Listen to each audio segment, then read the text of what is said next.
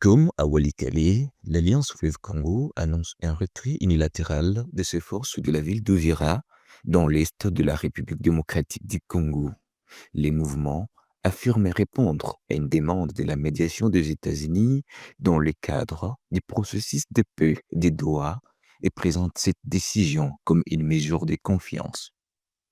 L'AFC en 23 explique que ce retrait intervient malgré un contexte tendu, marqué selon elle par des provocations et des abus persistants, à imputer aux forces armées congolaises, au groupe Ouazalendo et à leurs alliés. Le mouvement dit néanmoins vouloir créer les conditions favorables à la poursuite du dialogue et à la réussite du processus de paix. Ces retraits restent toutefois conditionnés.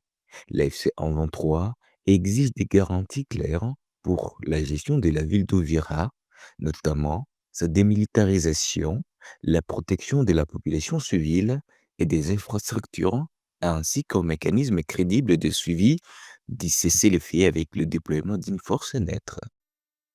Les mouvements affirment vouloir éviter que cette mesure soit exploitée pour reprendre militairement la ville ou pour mener des représailles contre des civils perçus comme proches de l'Alliance.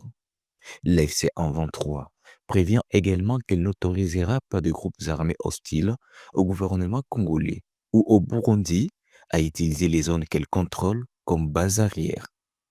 Selon elle, de telles actions risqueraient de compromettre les relations de bon voisinage et d'aggraver l'instabilité régionale.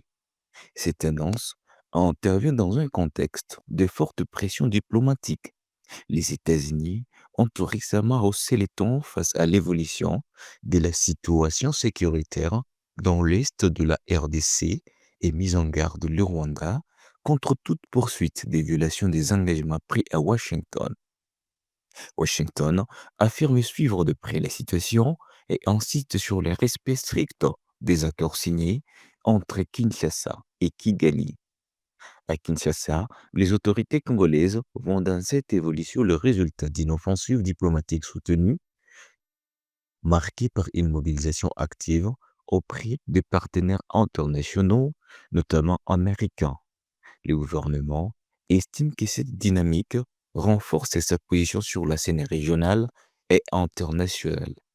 Sur le plan régional, le Burundi a appelé les conseils de sécurité des Nations Unies à prendre des mesures fermes face à l'escalade dans l'est de la République démocratique du Congo.